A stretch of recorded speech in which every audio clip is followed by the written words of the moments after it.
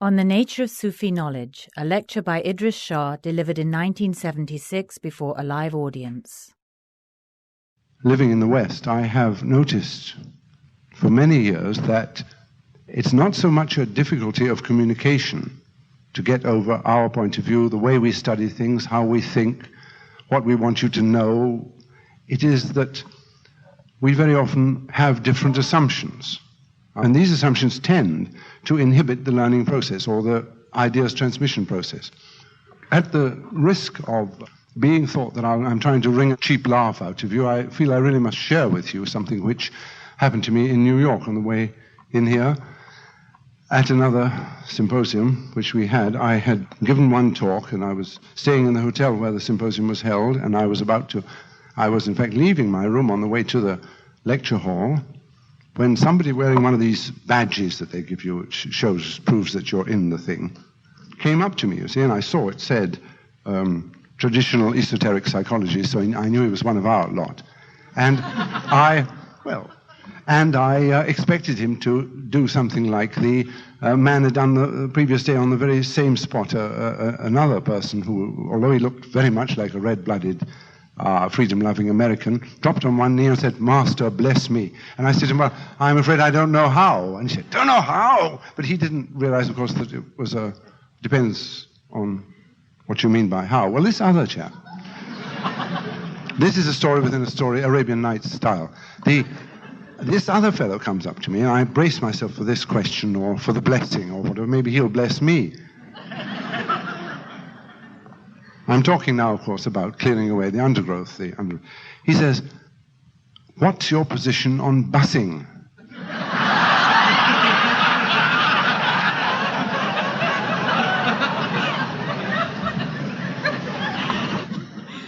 Now, if any of you have been unfortunate enough to read any of the books in which I have isolated some such instances which are used in our teaching, you will immediately see what this would mean in a sort of Sufi situation. It would mean that this man, although he has got the label of the traditional esoteric psychologies, is preoccupied with something else. Therefore, he's less likely to learn. Now, this other thing, busing, may be much more important. Who's to judge? But he's got his priorities mixed. Something else possesses his mind. And we have many traditional accounts of this in Sufi classical literature, in which it is first necessary to clear the mind, as it were, before one can learn anything. Well, this gentleman with his busing, of course, my crash course in America hadn't actually taken in this busing, so I was a new boy, really, and so, it sounds like English, so I reacted as if it was an English phrase, and busing in England means going somewhere by bus. So I said to him, "Well, somewhere about the middle."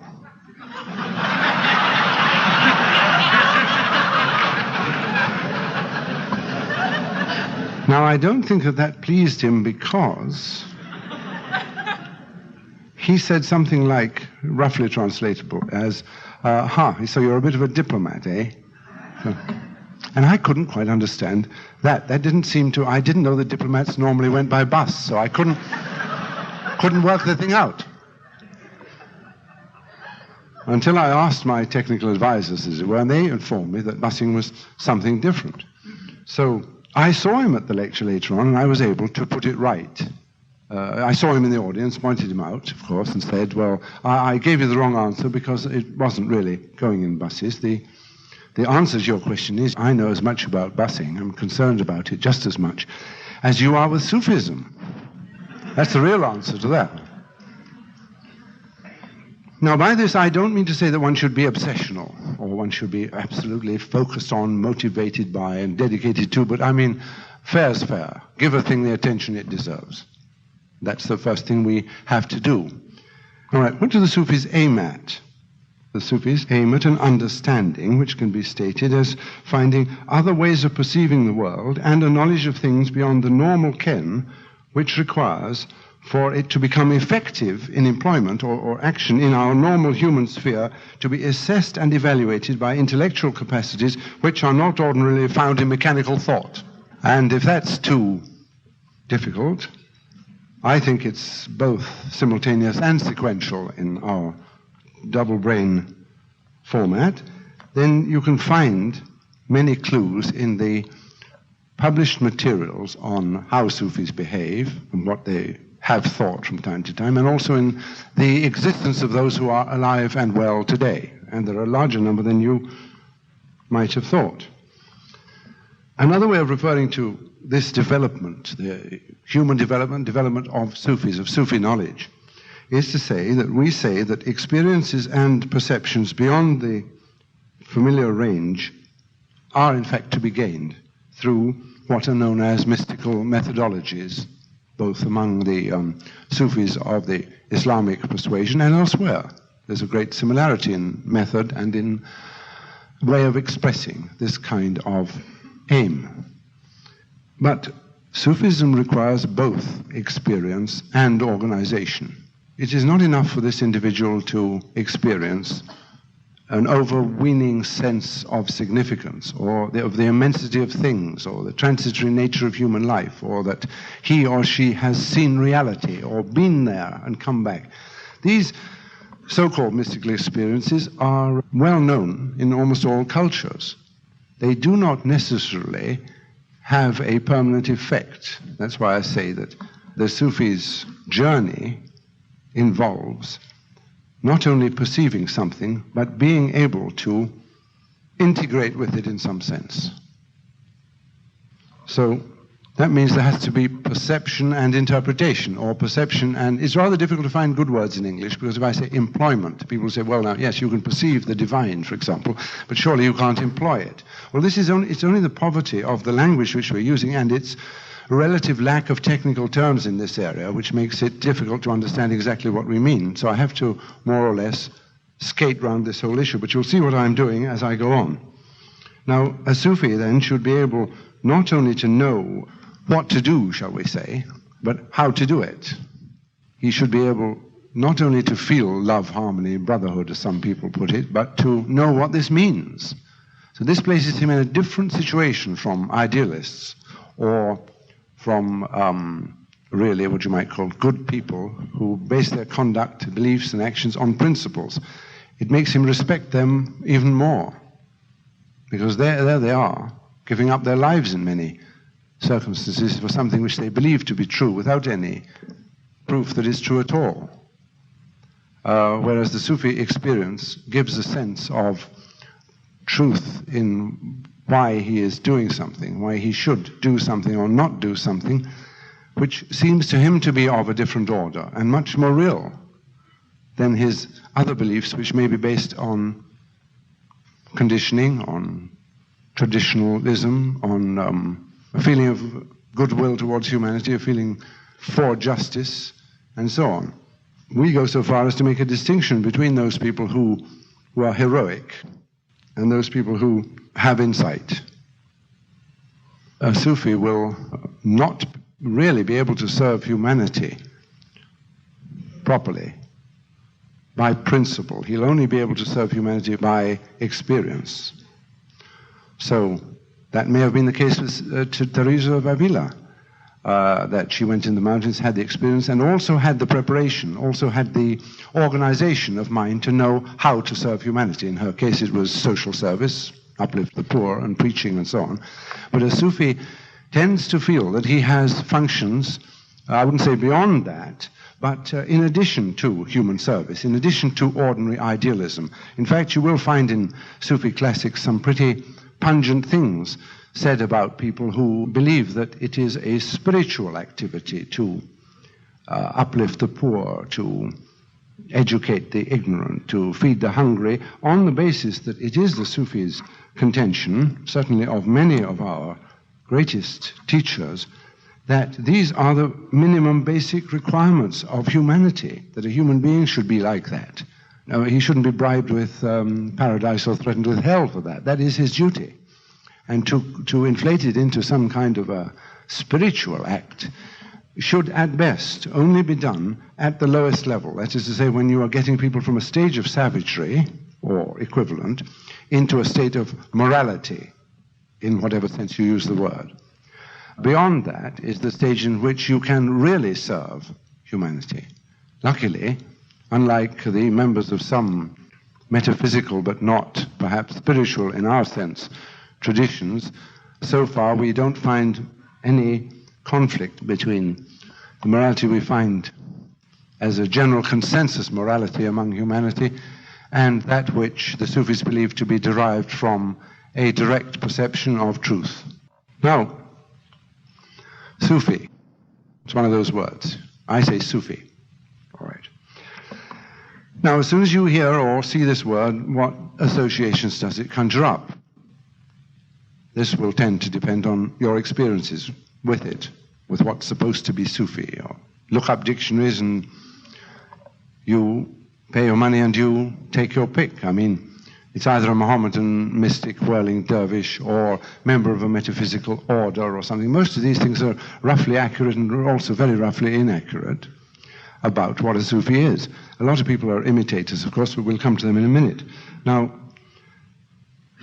I prefer the definition of Ali al-Hujwiri writing the first Persian book on Sufism. And in this he says, mind you, this is the first book in Persian written on Sufism, Kashf al-Mahjub, the revelation of the veiled. And he says there, Sufism was formerly a reality without a name. Today it is a name without a reality. And that was the first extant book in Persian on Sufism. And he said that centuries before, many of the great Sufi classics and what are called textbooks were written by such great authorities as Ibn Arabi of Spain, whom we call Sheikh al-Akbar, the greatest master, translated in the Middle Ages, by the way. I rather like the way the schoolmen translated it into Latin as Dr. Maximus, Sheikh al-Akbar, the great teacher, then Al-Ghazali of Persia, and Rumi of what is Afghanistan now, my own neck of the woods. But nevertheless, that wasn't just a commercial, he was one of our very greatest.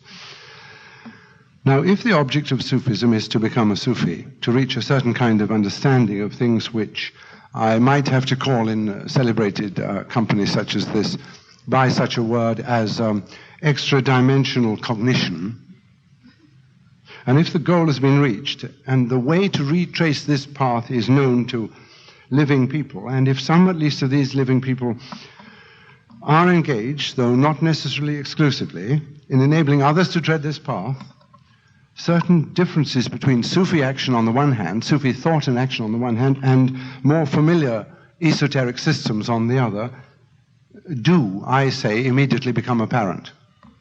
Now, perhaps the most noteworthy of these differences is that the development and applications of Sufism as a study will, if you examine the documents, you can see it, but you can listen to me, it's much easier because it requires a number of languages, however, will show that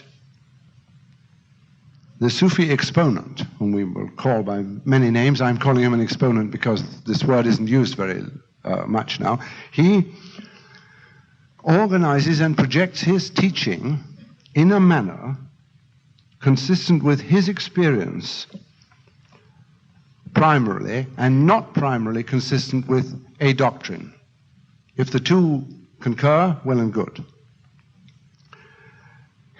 Certainly not in accordance with a dogma. Now, many academics have tied themselves in knots. It's called in England getting your knickers in a twist over this problem. Because in order to prove that Sufism is what they want to prove it to be, which is one of the academic pastimes among some Orientalists, they have to exclude a lot of very reliable material on the grounds that it's not relevant or not typical, and they generally arrive at one or other of several interpretations which tend to cancel one another out. I'll go back to that in a minute. So first, this man, we have to start somewhere. This man or woman who is a Sufi has had an experience called a mystical experience, has to find out how to express this, may want to teach it, may teach it, I don't say want to, may teach it. In order to teach it, you have to work out how to teach it. You can only work out how to teach it in accordance with the peculiarities of your students. Not by speaking into a void, just Sufism is this and that and the other. A lot of jokes about this you'll find in Mullah Nasruddin books and so on. And also you must adapt it to prevailing circumstances. There are cases of Sufi books which, some of them well known, which don't contain the word God, which are love poetry. And people have been had up by inquisitions for that. But the fact is that it is the formulation does not have to follow a prevailing dogma. And for that we have the word of Ibn Arabi, our greatest teacher, Dr. Maximus. Now take the familiar type of teaching organization that we use for learning other things. It has a stock of information, a body of knowledge. It's got tested methods. It's got its teaching staff, and it's got students of a certain capacity. If they aren't of that capacity, then they don't stay in it, so we can assume they are students of a certain capacity. Now, this teaching institution, which you would call a university or a school, college, and so on, will seek to bring these factors together in such a manner as is familiar to all of us. We know how they do it. We know what they do, and we know why we go there and why they give us these bits of paper and so on. But for the Sufi, the world is not at all static, and the knowledge to be imparted is not formal or factual, very seldom. And if it is, it's generally for transitional purposes. It's not just something which you memorize and reproduce on a bit of paper and you get paid for it. So the student certainly is not a pitcher to be filled or a piece of wood to be whittled or a bit of material to be processed. And I know that many modern Western teaching institutions claim that they don't process people either, but God knows. So really what the Sufi is doing is trying to convey, if he is trying to convey it, and not all of them are, something like a skill rather than a practical activity which you can apply. I suppose that much is fairly well understood by people who've read at all in this area, but it's worth saying again, because people tend to try to learn Sufism by rote, or to try to learn it by experience alone, shall we say. They don't realize that it involves a sort of discipline which is not a form of slavery, but nevertheless has some kind of limits, borders, parameters, and these sort of words they use nowadays for these things. So the Sufi who is teaching is someone who is imparting something, as it were, moment to moment, in accordance with how things are, in some rather difficult to explain manner. Sometimes he can teach, sometimes he can't. Sometimes one can learn, sometimes one can't learn from him. So he structures his method. His method may appear to be very similar to that of others, or may appear to be very different, but he structures it just the same in accordance with what his audience is. And that's why people learning in Sufism have to be prepared for this peculiarity. The only similarity to this peculiarity that I have found in the West is with artists and people who are considered to be slightly eccentric, and they say, oh, well, you know, he's a great maestro, but sometimes he doesn't want to teach, or sometimes the power has gone out of his fingers, or whatever it is. That's the sort of thing. And there is no, as far as I know, no computer which can replace this Sufi just yet. Now, if you look at Sufi literature, including much of the poetry, and even what appears to be a theological exegesis, you'll find that this sense of Sufi thought and action, this sense that it is not really possible to crystallize it, is a matter of very urgent concern to Sufis. They find it necessary to try to convey and maintain this idea of flexibility of approach in their hearers. So, it's been said to me, for example, regarding the conventional method of learning and characteristics of study, that instruction is information, training, and the development of abilities in the student. This is one thing which many people have said to me. I have extracted that from a large number of definitions of what education is, if you like. And the Sufi says, we help to impart Sufi capacity whether or not this involves instruction, information, training, and development. Our role is not to impress or mystify or to insist on certain acts or beliefs or even on the reaching of quantifiable goals, or even to make sure that certain ideals are maintained as a part of Sufi learning. They may have to be maintained as a part of environmental stability, in the sense that if you don't have a structure in which to live and work, then you probably can't learn something of a higher nature, because you haven't got whatever it means. You've got civil strife, or you've got no food, or you're all confused. You must have some kind of stability from which to operate. But Sufism isn't trying to establish that stability. It is trying to work beyond it. So what a Sufi says and what he does is always subordinate to and commanded by his perception of what the learner needs at any given time or place and under prevailing circumstances. That's why there are many proverbs to this effect. Now, Sufi is trying to arrive at extra-dimensional perceptions for various reasons, usually of a religious nature. Very good. Now, many people, and I don't mind saying this on my own responsibility because it's a product of my own experience, don't really want to learn about Sufism at all. There's a slight misunderstanding between us. They want all kinds of things, which we very often find out in interviews with them if they get that far. Mostly they don't. I mean, I get mail from the United States. Since I have your sympathetic ear and you look much more kindly disposed towards me than I had feared, I will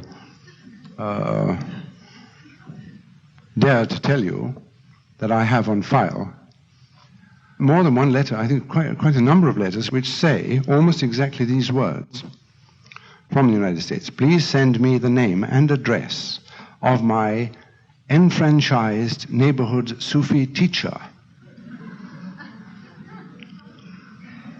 Now, even if I translate that into the sort of English, degenerate English, and find out what the word enfranchised means, which isn't very current in Britain, it's still rather baffling to know from where did these people obtain this model of how Sufis are organized. That's a very interesting thing. I mean, you can't be just what is called pig ignorant in England. I mean, you can't. There must be some little man with a little turban in some little cave in the Catskill Mountains or something saying there are neighborhood enfranchised Sufi teachers or something. This is not the kind of thing that arises spontaneously, I should hope. So, but anyway, this is something in the nature of a recreation to wonder this, because in fact it comes under clear away the brushwood, you know. You have to clear away this brushwood. So people don't want to learn because they think they want to learn something else. They're trying to learn something other than something which you might be able to help them with.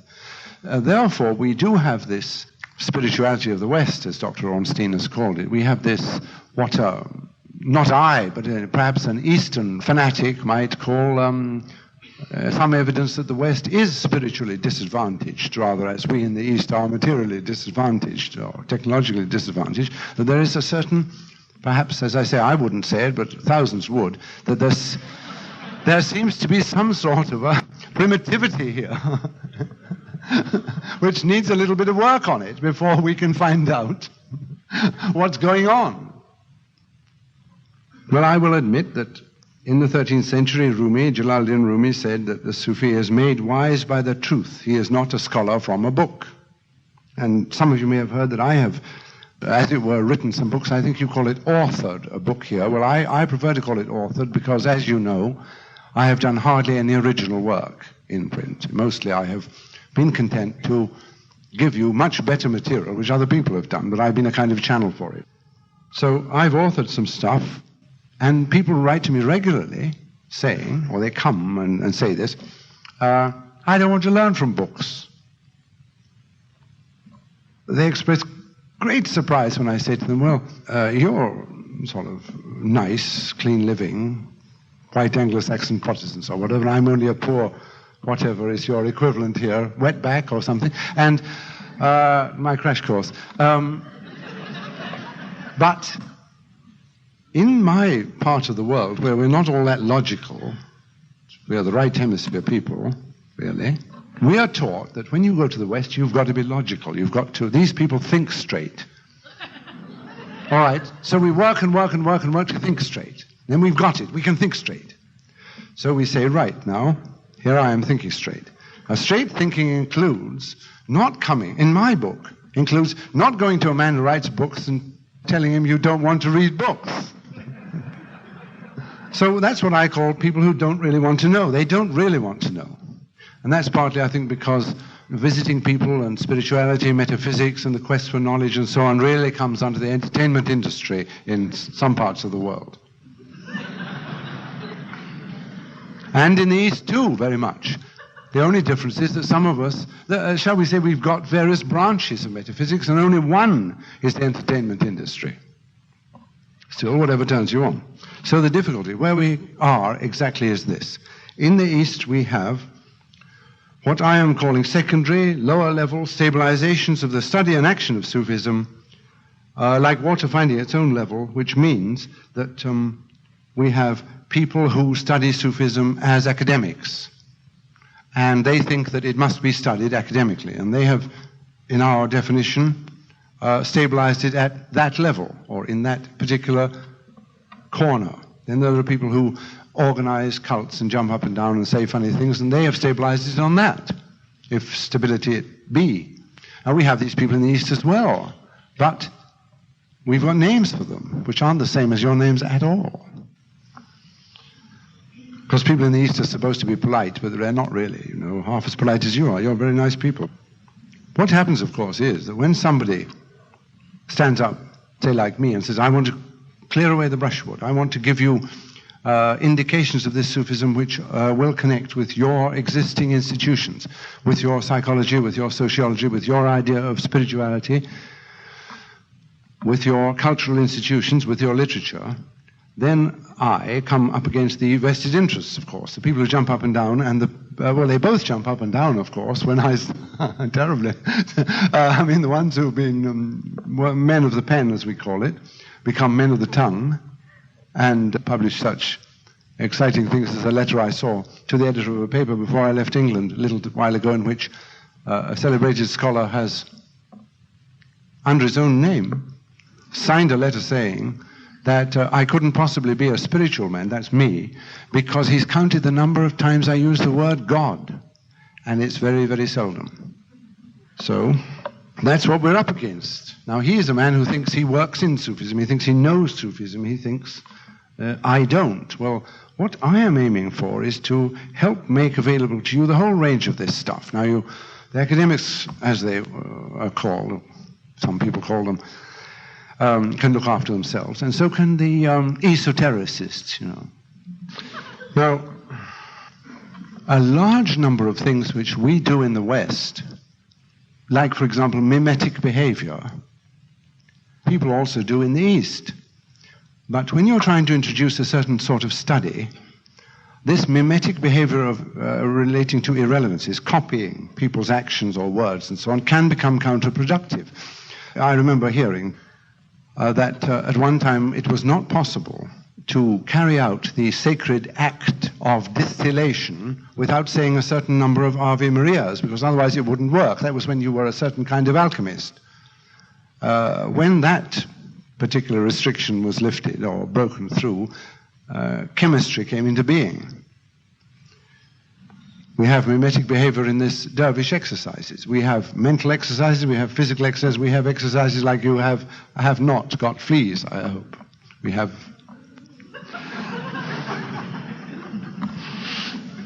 But this kind of frenetic and mimetic behavior will operate only as an area of the entertainment industry, as it were, something which will help you to discharge your anxieties. And if that's what it's for, fine. But you must allow those people who have other descriptions for it and other ways of studying this subject to do so in those ways. This mimetic behavior is very mysterious. I think it's something which you could well study, those of you who are sociologists, because I think it tends to produce conditions of mind which are undesirable. I remember a woman coming to the house and talking to me once, and I said to her, won't you smoke? And a few weeks later she telephoned me and said, I'm up to 50 a day. What do I do now? This is true.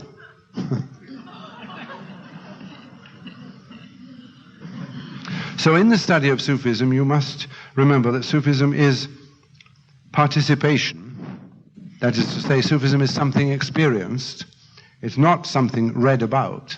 On the other hand, there is an instrumental role to literature. And that's not, the informational role of literature is very secondary, but the instrumental role is there as part of the experience. But this is something which has to be said because people in the West, as people in the East, tend to imagine that one kind of question has the same sort of answer as another kind of question. How high is that building and how can I get higher consciousness?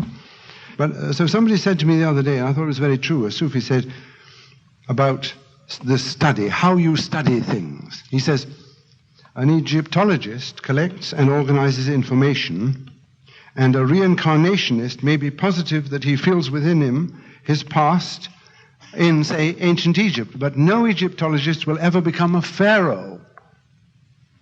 And neither will the believer in reincarnation ever have any of the actual knowledge which a Nilotic peasant has. So Sufism has its own method of study, or methods of study. It is its own sort of thing. It's not unique. It's not really unique, but it is, for instance, as I am interested in and involved in it, it's the thing that I am answerable for and to. So I'm not a comparative student, as it were. For all I know, there are a million other things like Sufism or better than it, but I don't discuss this because I am like a carpenter working away at my own job. But if by Sufi definition, and surely we must listen to this definition if we listen to anything it says, not just reading and studying selectively, the real development of Sufism and its applications are not to be found in academic work or in random or uninstructed experimentation, because Sufism is caught just as much as it's taught. And if Sufism is to be, as it were, absorbed by such a judicious process as might be found in another range, in the working of a master of an art rather than a profession, what about the participation that many people at present think they enjoy in Sufi activities, current so-called Sufi activities? I only have to say this about it, that since this material is coming more and more onto the market, since interest in Sufism is developing, since more and more literature is pouring into the bookstores, I recommend you, if you are interested in this problem at all, to read that literature, no matter who writes it. There's enough stuff coming out now for you to be able to judge quite easily the difference between a raving lunatic and the rest. So as long as you do not restrict your intake of information to any one channel, what I tell you, for example, then you will be able to form a reasonable opinion on this material. And I'm quite prepared to take my chance with all the other literature and activities available in this way. So what I am really trying to do is to give you some sort of parameters, as it were. A lot of people will do mystical exercises given to them by Sufis, supposedly, because they do not know that there's any other explanation for these exercises. There is an Arabic proverb which says, not every round object is a cake. And it is my hope that if you are interested in this subject for itself, or for familiarization, or for its potential in relating itself or its spin-off byproducts to the mainstream of Western culture in any of its forms, that you familiarize yourself with enough about this subject, which you can get at bookstores and probably from libraries, in order to see which of the round things is a cake. I must tell you that one of the severe disabilities in approaching Sufi study is that one doesn't really get very far in, I nearly said authentic, but I'll just not say that in case it sounds like an exaggeration, in Sufi circles. But if one has fixed beliefs or commitments of a type which indicate a prejudiced sort of mind. This is a very difficult thing to get round to, but certain sorts of prejudices are effectively the substitute in our book for learning. In other words, lots of people who don't want to learn are prejudiced instead.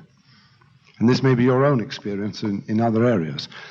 I refer here to a very prominent British metaphysician, so many of you will have heard of, but still, who used to beg me to give him the address of some Sufis in the Middle East, and finally I sent him to some friends of mine in a country there.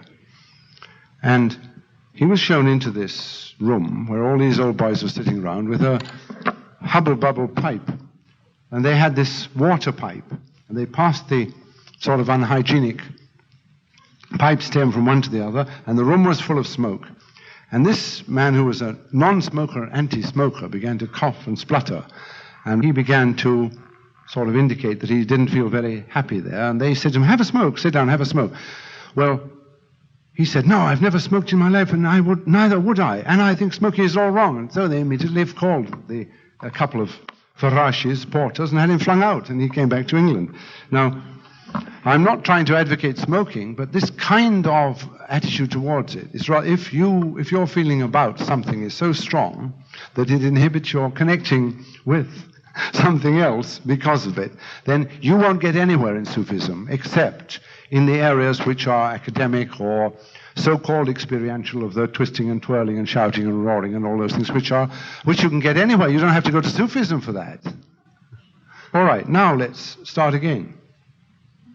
What is the brief theory of Sufism? Who are the past and present authorities on the subject? What are the standard books? How is it organized? What does it promise? How long will it take me to get there? What do I pay, and how soon can I join?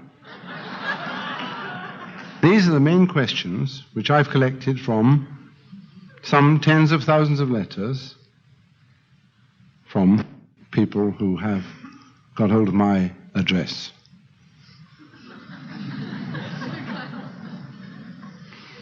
I have 40,000 letters, odd letters on file, very odd letters. And since we're in America, I'm trying to quantify things, as you notice. I hope you appreciate my statistical capacity.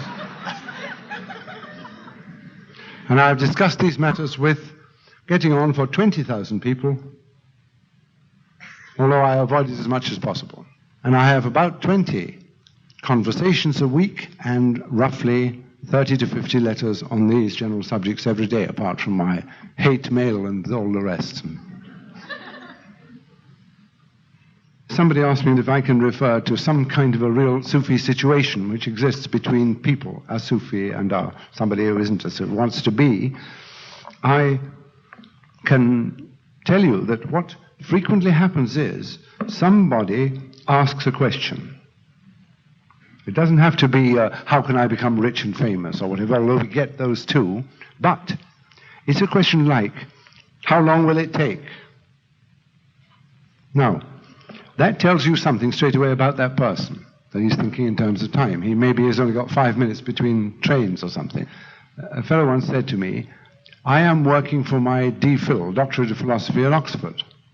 If I get it, I can become the head of the BBC in London. What can you offer me if I go through your course? Well, you can't say fairer than that, as they say. I mean, here's a man who knows his own mind and he's able to weigh up the alternatives. Now, he was quite an intelligent man and quite a reasonable person. But due to some peculiarity, defect in his upbringing, or his grandmother bit him when he was in the womb, or whatever you say, he had failed to observe that there is only one Director General of the BBC, and there are 80,000 D.Phils of Oxford, and some of those D.Phils are actually running hamburger joints in Piccadilly Circus. I told him that, and he was very disappointed. Now, this told me something about him, then it told him something about me, and it also told him what I thought about him. All right? So we're getting on. We are getting somewhere.